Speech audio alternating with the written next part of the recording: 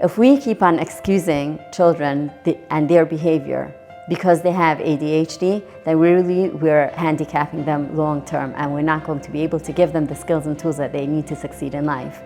At Akshiva, we walk alongside families through crisis, healing, and integration.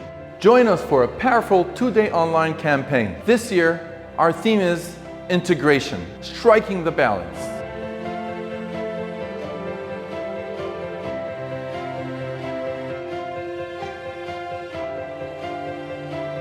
How do we support our children as they grow up in a complex world? Your support makes a massive impact on our community. Thank you.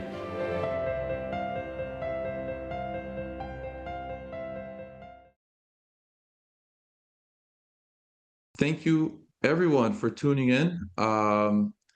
This is much appreciated.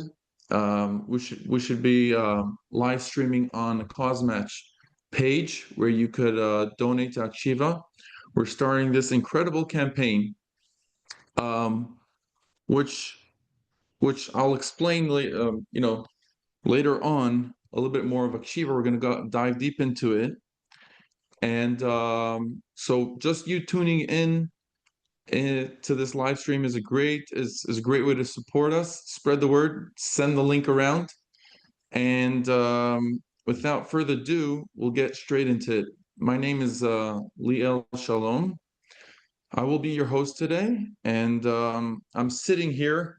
It's a beautiful view. I don't know if you could see a beautiful view of Ramat Beit Shemesh. I'm located in Hakshiva's building, and we're live. In this building, there's so much going on over here right now. Downstairs, I'm on the second floor. On the bottom floor, there's a large room, which we'll show you later on this evening. There's a call center going on right now. People are making phone calls, reaching out, trying to get your donations. So please, right after this or before, or if you're multitasker, you can do 2 things at a time. You can donate and listen to our upcoming guests. So this morning,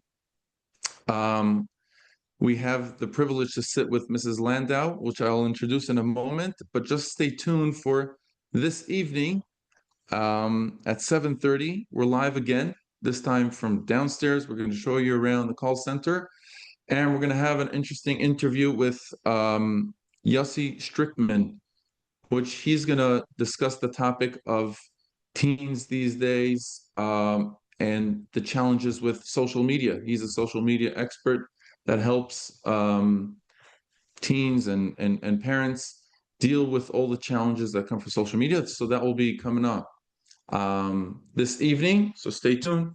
Come into the same link over here at 7:30 in the evening. And more. There'll be more. We're going to have a very special guest appearance, the parents of Moshe Shmuel Null, Hashem Yikom Damo, which we're dedicating this whole campaign, Le'ilui Nishmas, and so we're going to start the evening with that. So stay tuned and come on into this link at 7:30. So here we go. Mrs. Landau, thank you very, very much for coming up today here on this campaign. If you don't mind, just like to, if you can introduce yourself, tell our listeners who you are, what you do, and hopefully we can learn great things, great tools. The topic will be ADHD, children, integrating Torah observance with the ADHD child. You're an expert in this, so please take it over. Thank you. So it's my pleasure. I'm honored to be here with you today. I heard so many good things about Hakshiva. You should have much hatzlacha. So my name is Yvonne Landau. I'm an ADHD life coach. I work with parents of children with ADHD and I work with adults with ADHD. And as I said, it's my pleasure to be here today. Amazing, amazing. So just describe, like, what does it mean coaching ADHD parents and teachers? Like, what does it entail? How does it look like? Okay, so basically, raising an ADHD child is very challenging.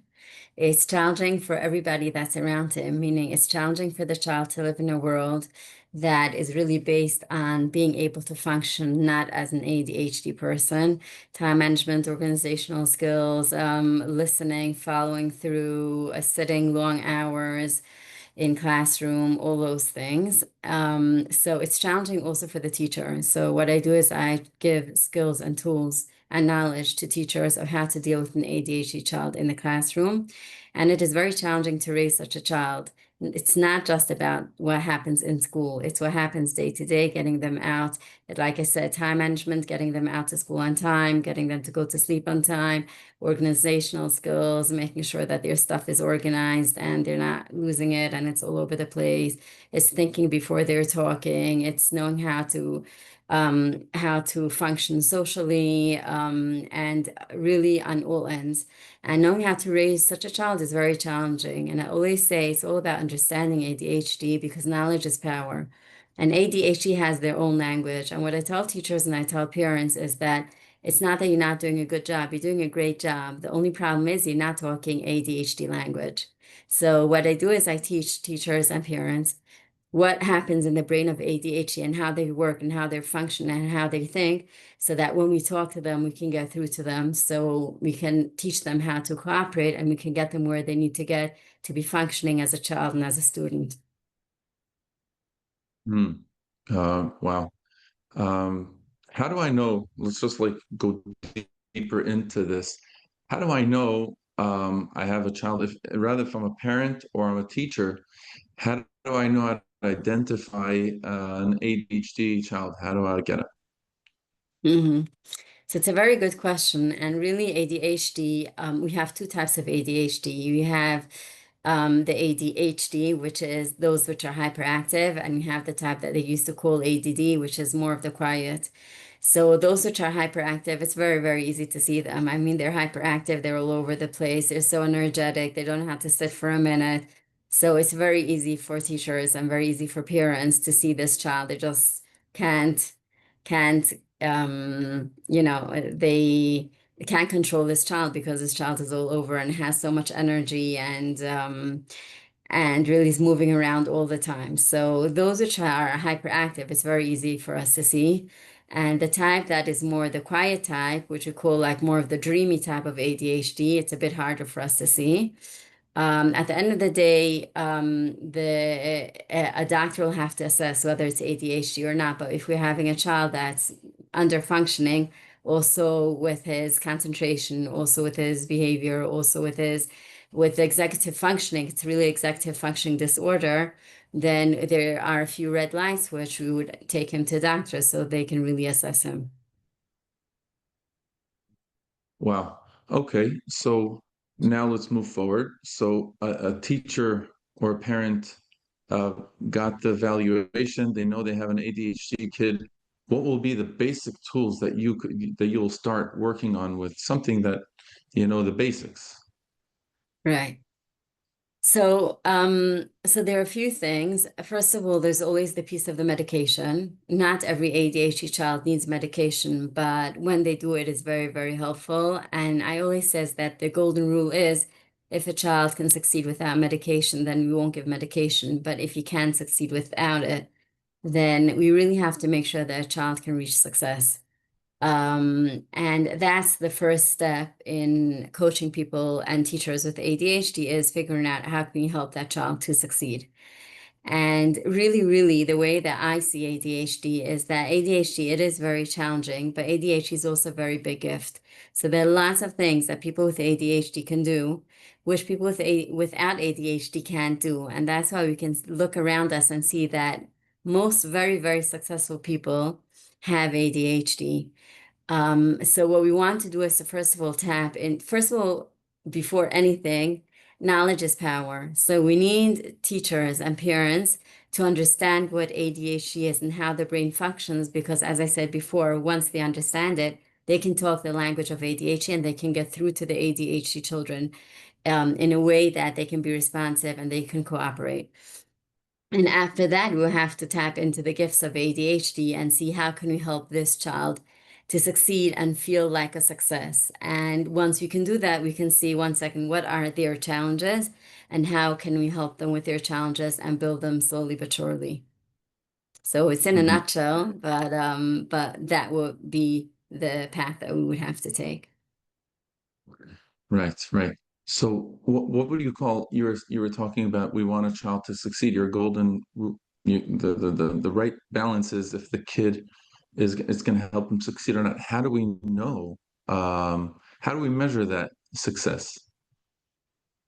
Well, success is measured by a few things. First of all, it's measured by the surroundings. So if we're talking about a student that's ADHD, the teacher will know, is this child a success based on what do I expect of a student in my classroom, based on what other children can do in this classroom. So can he sit through the class? Can he do whatever he's asked to be doing? Can he have the concentration span that he needs to succeed? That's number one. Number two, success is based on the child himself. So even if more or less the surroundings are more or less happy with him, he's getting, let's say, a 80 in the 80s, but the child himself feel like he is so smart and he doesn't understand why he's only getting 80s when he feels like he could very easily get 95s and up. It's just that he's missing the concentration that he needs. Then that's also something that we'll take into consideration. And the third thing we will take into consideration is how much does it take from him? Meaning, how much effort does he have to put in to succeed? So even if we have a child that is being successful, but it takes from him so much effort, then we also have to think about this because there's only that much time that a child will put in so much effort to be able to succeed because at a certain time, at a certain point, they'll be too tired to put in so much effort. So we have to really take these three things into consideration when we're talking about the success of a child. Okay. That's that sounds like a lot of work. On the on the they need to get a lot of tools and learn a lot of skills for them. That's what you do in the coaching. Just a little Right. comment on what, if you don't mind, comment on what you said before on the stronger sides of ADHD. Um, Hmm. I heard, I want you just to confirm, if you don't mind, for the fun of it, that a lot of CEOs or Lahavdil Rosh Hashivas and Hatzalah members are Hmm. known as ADHD. Is that true? Can you confirm that? Absolutely. I'll say that the most successful business people, the most successful politicians, the most successful inventors, scientists, musicians, are ADHD, and that is in merit of the gifts that ADHD has. Yes. So what are the, so let's go into the positive. If we're already there, like Hmm. what's the secret? Why are they so successful in those areas? Well, they're very creative. They usually have a very high IQ. They're energetic, they're spontaneous, they're very determined. They have imagination, intuition, a sense of humor, leadership, curiosity. They have vision. And as you said before, they multitask. So putting all these things together in order to run very big corporations and all these things, they need to be able to multitask. As a joke, I was speaking to somebody that works in Hatzalah, and we were talking about, he was like joking that, wow, most of the people in Hatzalah have ADHD. And then he was like, maybe we should be giving Ritalin to all those that have ADHD in Hatzalah. But then he said, but then nobody would be doing Hatzalah because they wouldn't be able to multitask. So yes, I Exactly. It's absolutely over. confirm. And I really encourage parents and teachers when they're struggling with an ADHD child to remember that really ADHD has a lot of potential. It's hard to get them there, and it's challenging. And I'll tell you that the municipality of Yerushalayim made a research, and 90% of the children that are off the derech have ADHD, and that's a very high number. And on the other hand, I say, ADHD has a lot of potential, but getting the children through these hard years of school and being able to conform with whatever they need to in order to succeed of what society needs for them and parents need to them for the first 20 years of their lives is very challenging. But once we get through those years with them and we help them be successful, then Emil Hashem, they can be very, very successful in life. Right, right, definitely, 100%. I know many cases um, growing up. But so now let's go back to kind of where it's more of a challenge. Now, when you put that tremendous powers that they have, but you put it in a classroom, or you put it on a Shabbos table where everyone needs to sit around, there's structure, there's kiddush, there's a meal going on, everyone wants to sit nicely, and he's on the table and he's All over the flying all place. over. Yeah, or Hmm. in class, he's already picking his friend in the front. So what can we do? The setup is bad for them. So how can we what are good tips that we could start using at home, at least us as parents, and also if there's any teachers listening to us? So, as I said, the first step in being able to help them is being able to understand them. And the power of a relationship is the strongest power that we have with these children, with anybody. But somebody once told us that he works in Arachim. Arachim is a very big organization for Chazar B'tshuva. And he said that he wanted to know why children go off the derech, and he decided, this is many years back, that he put in the newspaper an ad and saying that all those which were raised in a from family and they went off the derech in their teenage years, he wants to make for them a big meal during the week and invite them. There's going to be good food, good music, good wine, because really he wants to get them all around the table and hear what's their story. Why did they go off the derech? And so he got to, he made this event in the evening. A lot of boys and girls showed up. They were already in their 20s, and after they were wined and dined, as they say, and they were all sitting around the table, and they had good music and they had a good time. He said, "I really want to understand from you what made you go off the derech."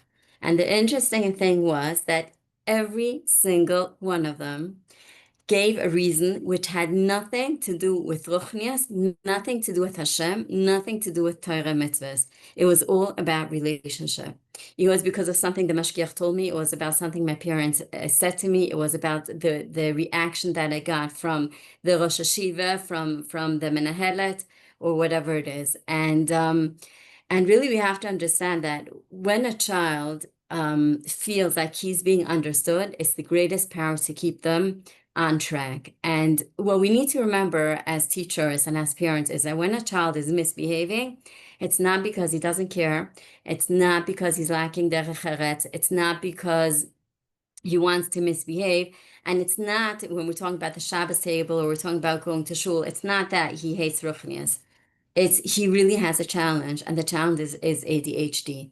And really, if I have to say in one sentence what ADHD is, it's a neurological, biological, physiological disorder. They don't have enough dopamine in their brain. So the reason why they're behaving the way they're behaving is he's not sitting nicely in shul or he's not sitting nicely at the Shabbos table is not because he hates Hashem, and it's not because he doesn't want to keep the mitzvahs, and it's not because he hates his parents or his teachers. It's because right now he has a deficiency of a chemical in his brain, which is making it difficult for him to do. And when we understand that, and when we see this child that's misbehaving now, and instead of getting angry at him, we can really understand where this is coming from. And it is coming from a point where it's not that he's opposing anything which has to do with Ruchnias or Hashem or his teachers or his parents. Right now, he does not have the dopamine in his brain to be able to do what he's meant to be doing. And we can embrace that. Then the child feels supported. And when a child feels loved and supported, he will do anything and put in the most effort that he can to be able to succeed. So I think that that's the first thing. And when I was talking about understanding the language of ADHD, that's really what I meant. Wow. Wow. So once we change our mindset to understand that it's not going off the derech, he's not going against Hashem, he's not it's not that he doesn't like davening or Shabbos table, it's just he can't sit. It's in his brain, he doesn't have that capability. So that first we change our behavior.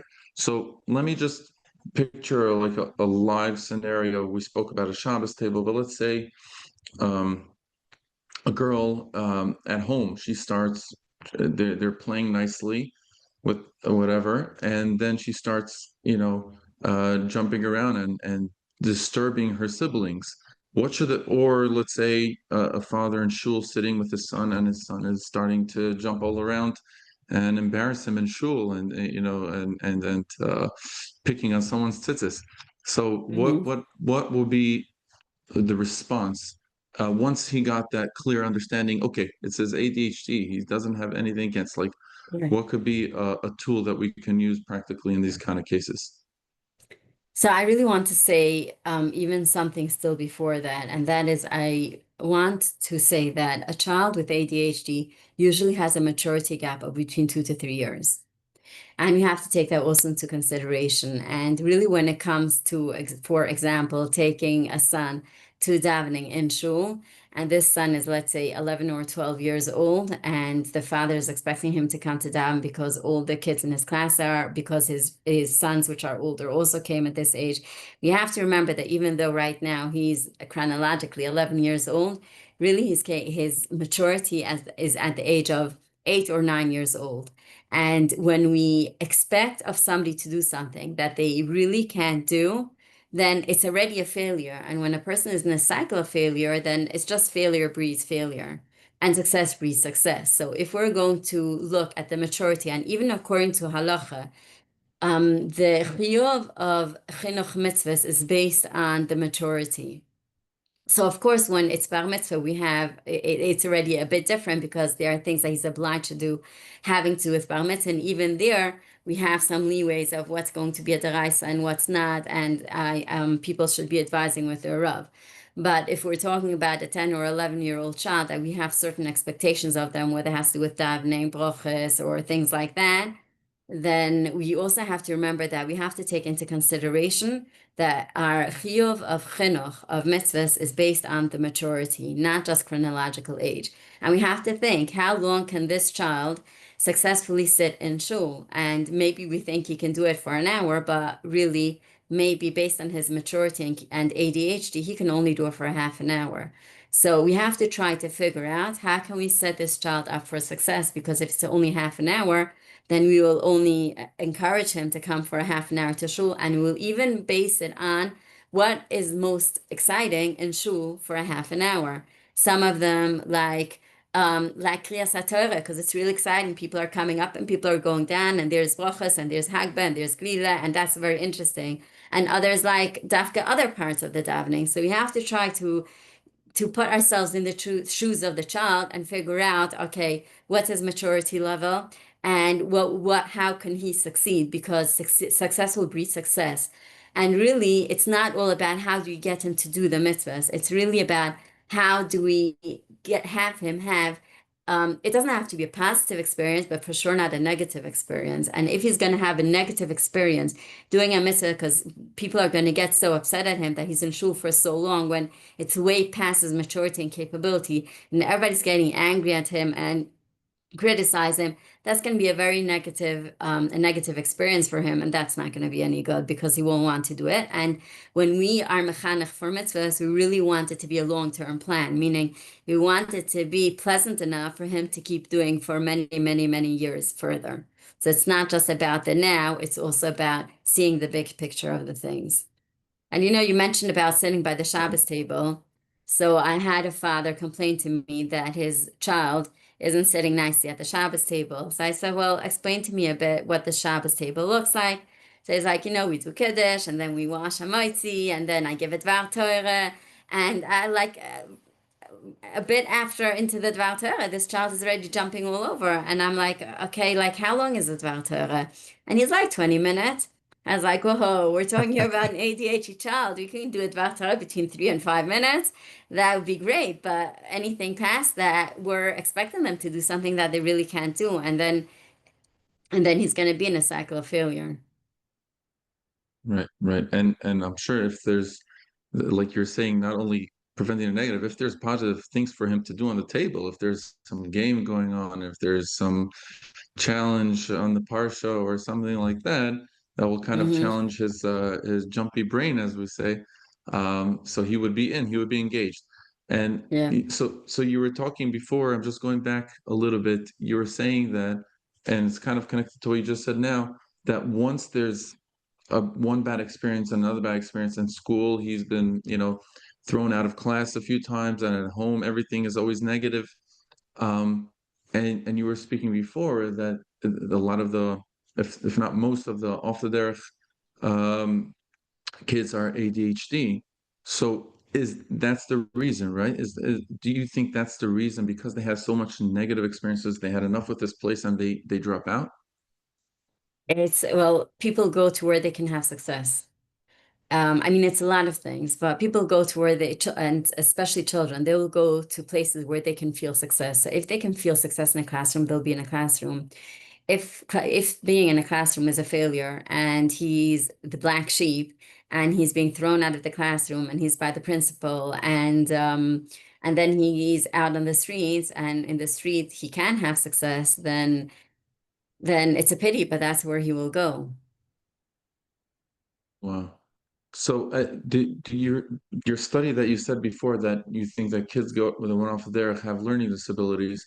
So, how would you go a parent that now has a kid that Oh, unfortunately is, one second. You brought yeah, in learning disabilities. We're talking about ADHD, so it's two different things. okay, I should I'm happy to talk explain to you to about me? learning disabilities, but we're talking about ADHD, so I just want to make sure that we're not mixing two things Ah, together.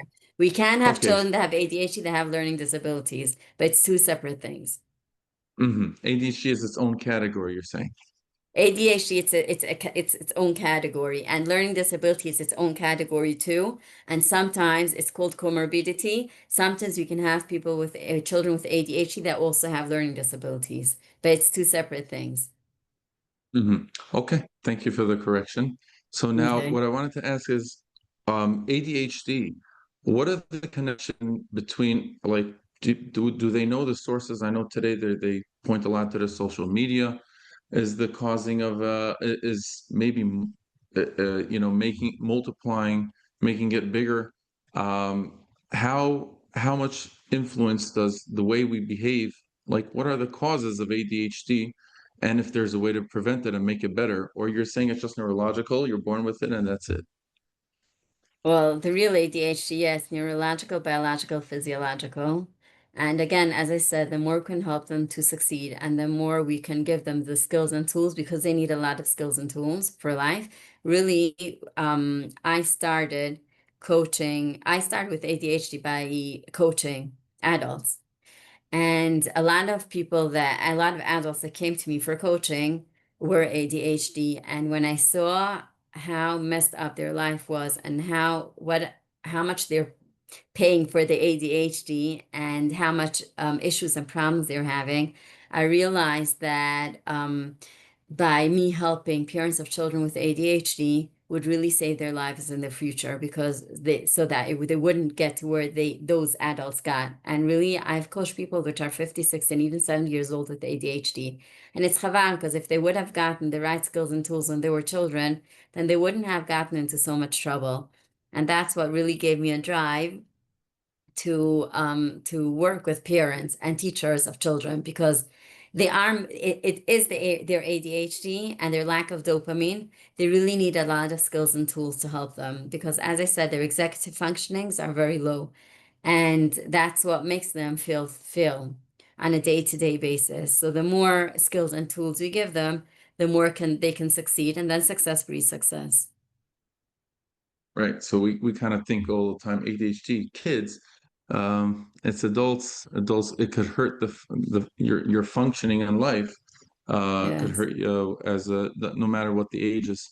Here in Akshiva, one of the things which we're going to explain later on, um, one of the things services Akshiva provides is they work together with schools, helping kids that are ADHD by giving them a mentor or a mentor that goes over the material that they learned in school and basically mentoring them, giving them that attention and giving them the good feeling on the success.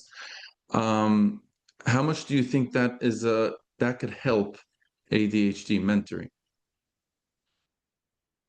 How much ADHD mentoring can help the ADHD children? Yeah. So. So for sure, because the more, first of all, if the if the mentors are knowledgeable enough in ADHD, then one of the things that they will do is help the children succeed.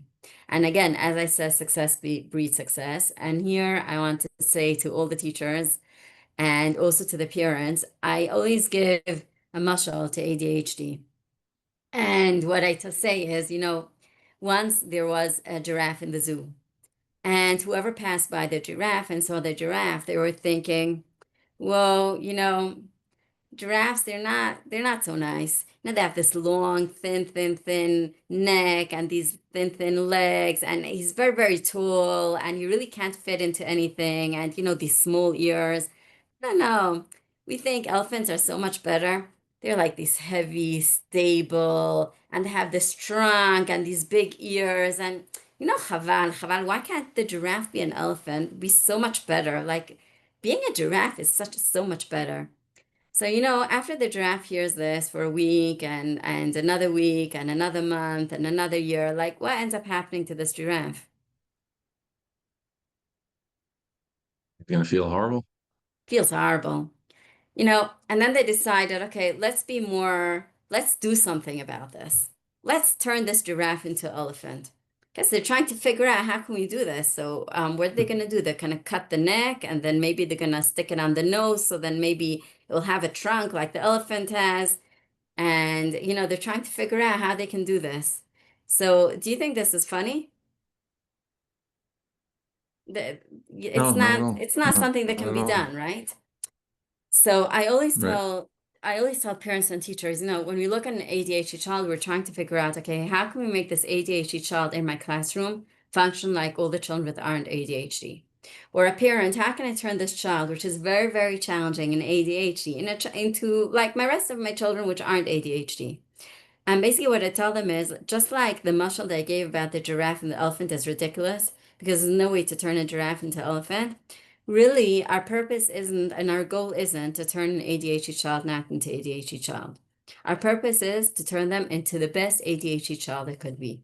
Just like we want to look at this giraffe and say, look, it's a giraffe and an elephant. It's not that one is better than another. It's just each one has very different things going for them. They have different advantages and different disadvantages. And really, what we want to do is we don't want to turn the giraffe into elephant. We just want to make it to the best giraffe that could be. And when we look at a classroom or at a family and we have this ADHD giraffe, what we want to tell ourselves isn't how are we going to turn this into elephant? How are we going to turn this child not ADHD? It's not, first of all, it's not happening because we can't. And also, the more we try to do this, the less successful we're going to be, the more failure we're going to have as the adult, and the more the child will feel like a failure. And as we said, having a child feel success is very, very important. And we really want them to feel like how are we turning this child into the best functioning and most successful child that can be, and not how we're turning this child to be a child that's not ADHD. Also, we don't want to because, as I said, I really believe ADHD is a gift and there's so many good things and they have so much potential. But even if not, we can't do it. We can't do it physically, biologically, neurologically. We can't turn them not being ADHD. So really, I always say there are three keys to success in life: self-confidence and self-esteem, the feeling of capability and motivation. And that's what we want to do. We want to help the ADHD child have self-confidence and self-esteem, feel a sense of capability, and feel motivated. And the way to do it is to really try to see this child and see beyond their challenges and see, okay, what are their gifts? How can we potentialize their gifts? And what are the challenges? And what skills and tools can we give them to overcome these challenges and to be the best ADHD child and functioning person that can be? Wow, that's really, really beautiful. Just one more point on what you said is at home, it sounds like maybe easier to implement what you said and just to accept him and make him the best giraffe, as you said. But it seems to be maybe if we move to the classroom a second, seems to be that just the setup of a classroom has something to do against giraffes. It's just like you need to sit for a whole hour and something. and just listen to a teacher. And sometimes the teacher is more interesting, maybe less interesting, but definitely not jumping all around the screens and colors and everything. So how in a classroom, what could a teacher do to make it more accommodating for the giraffe? So it's a very good question. And I again, I don't think this solves all problems, but I definitely think that when it comes to the classroom, I think medication has to be thought about if the child cannot succeed without it. So I don't think just medicating is going to solve all problems, but I think when it comes to having to sit through a whole day of 4, 6, or 8 hours without moving around, then I think that if a child can't do it without medication, I think medication should be something that should be thought about. Not because I think medication is great. I just feel that having the success is so much more important because if they don't have success, they will go out to the streets.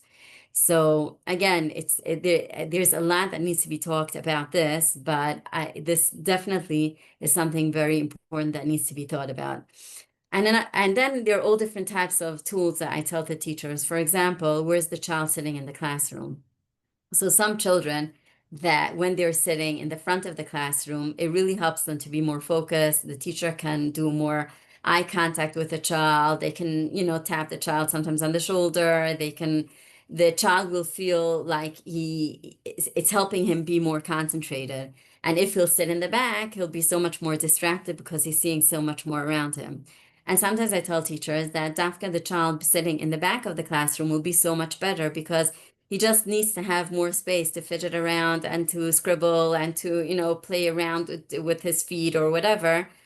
And really, it doesn't mean that he's not concentrated. It's actually his way to produce dopamine in his brain when he's doing those movements. So then sitting in the back of the classroom can be much more helpful for the child, also for the teacher, and also for the whole classroom. So, all different tips like that, understanding, that when a child behaves in a certain way, then, movement actually helps a child produce dopamine. So when he's, moving around, then a teacher might get angry. Oh, why isn't he sitting nice and concentrated? But really, that's his way of producing concentration. And all different tips like that could be helpful. If we're at that, I don't know if it's a famous story. I would like to hear what's your take on that story? The story about a teacher that was complaining to the parents that the kid is ADHD. He has nothing. He can't handle him, and the parents were wanted to give him medication, and the kid didn't want. So the Rebbe came up with an idea that he's going to make the kid make him a cup of coffee every morning, and and and and things got amazing. And the teacher came, told the parents, "You see, he's uh, he's all good. He makes a cup of coffee a day." And the end of the story goes that they asked the kid, "Nusa, you took the medication?" He Mhm. says, "Yeah, every day I put it in the cup of coffee, and everything worked out." Yeah, that's a So very famous what do you one. make of that story? Look, there are lots of stories going around. At the end of the day, as I said, we have to help a child be successful. So true that teachers can improve, and when I do a lot of guidance with teachers of how they can improve what they do in the classroom to help the child. We have to remember that it's a lifelong thing, and this child's going to have to deal not only with this teacher, but many, many more teachers. And we really have to try to think, how can we help this child succeed? And two wrongs don't make a right. So, sometimes it might be the teacher and sometimes it might not be the teacher. And it's not only about how the teacher can handle this child, it's also about how the rest of the class sees this child. That's also part of what makes him be a success or not, who wants to be his friends or not because of the way he's behaving. And that's also an important part of it. I will Mm. tell you a story which I feel is a very powerful story, and it's about Thomas Edison. And the story about Thomas Edison goes that one day he comes home from school and he has a note from his teacher in his hand. And he hands it to his mother, and his mother says, "Wow, this is an interesting note." And he asks, "Well, what does it say in the note?" And the mother says, "Well, the teacher wrote me a letter saying that you're a genius and that you can't manage in their school anymore. I'm going to have to teach you by yourself." And many, many years passed by, and then it was already when Thomas Edison was one of the greatest inventors in the world, and his mother passed away, and he's, cleaning up the house. And he opens one of the drawers and he sees hidden in one of the drawers deep inside a note. And he opens the note and he sees that the note says, "Your child is mentally retarded. He cannot learn in our school anymore." And then Thomas Edison wrote in his diary and he said, "Because my mother was so, so special and she helped me, and that's why I became such a genius and such a big inventor, because she really believed in me." And that's what I always tell parents and teachers. It only takes one person to believe in a child. And raising a child with ADHD is challenging. And it's the first 20 years of his life, which are very, very challenging. But if we believe in them, they can really make it in life. And really, a person does not need more than one person that believes in him to make it through. And it can be, it can be whoever's listening to me. If you're a teacher and you're listening to me, you can be that person for this child. And if you're a parent and you're listening to me, then you can be this person for this child that can help this child, which is really, really challenged, because growing up in a world and being ADHD and learning to adjust in a world that does not function according to ADHD, it functions according to not being ADHD, and you have to have high executive functioning, and this child right now is challenged with it. But if you're going to believe in this child, then you'll give him the strength that he needs to be able to make it in life. Wow, wow, wow. That's a really powerful message. That's a great way to close this segment, but really powerful message for the parents. And I resonate with it. I'm sure everyone that's listening in everyone has someone in life that, like you said, believed in him and gave him the power to and the path to success. Here at Akshiva, that's one of the main works of Akshiva, kind of in all stages that we spoke about. It's very nice that we went through all those stages, because Akshiva works in the preventative of finding, in the mentoring area, where they try to find someone, like you said, like the message right now, someone that will believe in them and tell them, "You're amazing, you're awesome, your smile is great.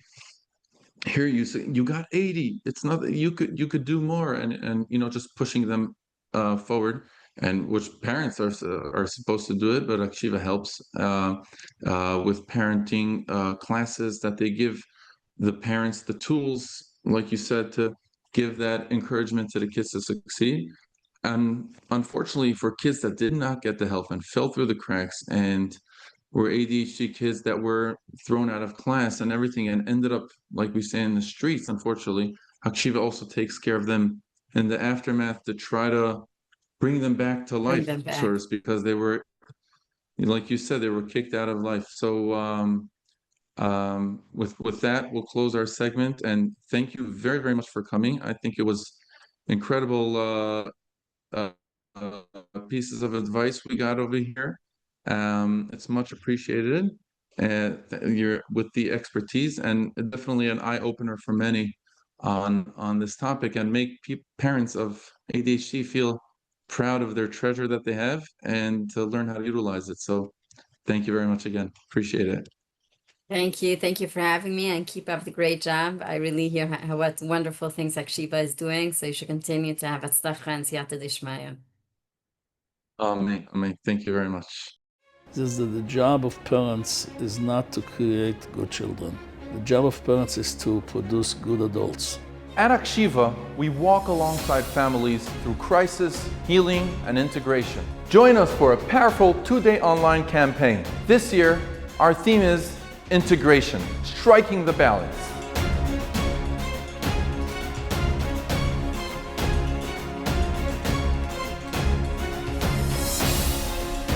How do we support our children as they grow up in a complex world? Your support makes a massive impact on our community. Thank you.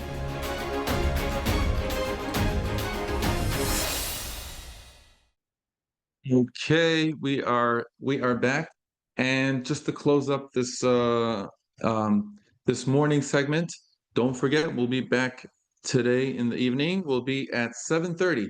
We will be starting, but again, this was a very powerful conversation with Mrs. Landau, and it will be available tomorrow morning again. So if you know of any friends or our parents that or teachers, I know now teachers are teaching, but any parents or friends that you think this interview will be helpful for them. I'm sure it will if their parents have ADHD. So tomorrow morning it will be streaming live again here on this page, on the Cause Match page. And reminding you that tonight, 7:30, we're live, 7:30 Israel. So if you're in America, if you hear this, so just calculate the 7-hour difference, or anywhere else in the world. 7:30 Israel time here in Ramat Beit Shemesh, here in the building. We're going to be downstairs by the call center up here. And for tonight, we have Yossi Strickman, which he's an expert on dealing with social media challenges with teenagers and in the family. Really, really important and vital information that we need in our generation. And we're going to start the evening with an interview with the Knoll family, parents of Moshe Shmuel Knoll, Hashem Yikam Dama, that was killed in Gaza a few months ago. We're going to hear a very powerful message from the parents, so stay tuned for that. And we're gonna explain a little bit more about Akshiva. We're gonna hear more about Akshiva, but just to kind of summarize what Akshiva does, and to just encourage you to go down on this page and go ahead and donate for Akshiva. The thing about Akshiva is there's not much, like there's not a product or something that we could show and demonstrate. It's kind of the back end of keeping the community healthy and thriving in so many areas. You could divide Akshiva into kind of three. There's the mentoring part where they work with schools, like we spoke about ADHD, and give lectures to parents and parenting classes. Many things in that area, but mentoring is so vital for kids to feel successful. And tens and tens of older girls and boys and avrechim that take one child and give them everything they need, help them with the the extracurricular and just having good time with them and make them feel successful. And then there's also helping in school, all kinds of ADHD workshops and helping kids with homework. And then there's another branch on Akshiva. Again, we're going to expand all on that tonight and tomorrow night also. Therapy is something that's really necessary in our generation, especially in the last 2 years of the war here in Israel.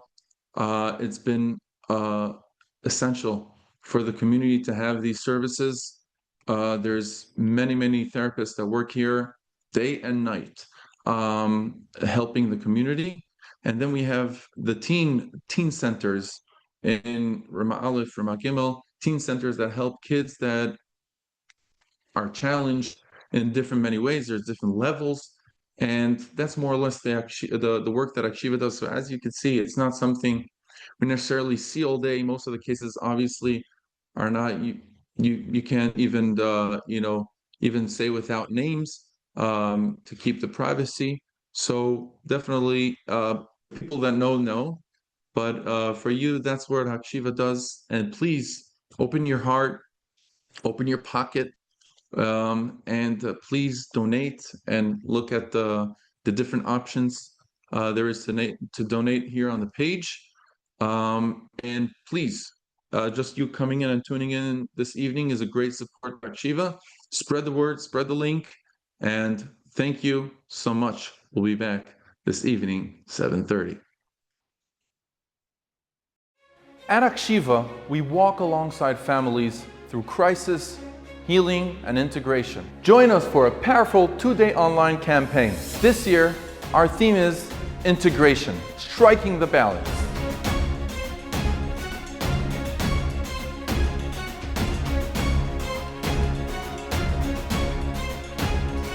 They might be feeling that they're failing. They may be unduly reminded that they're not succeeding. At Akshiva, we build bridges between parents and children, between families and schools, and between cultures. With your help, we turn struggle into strength.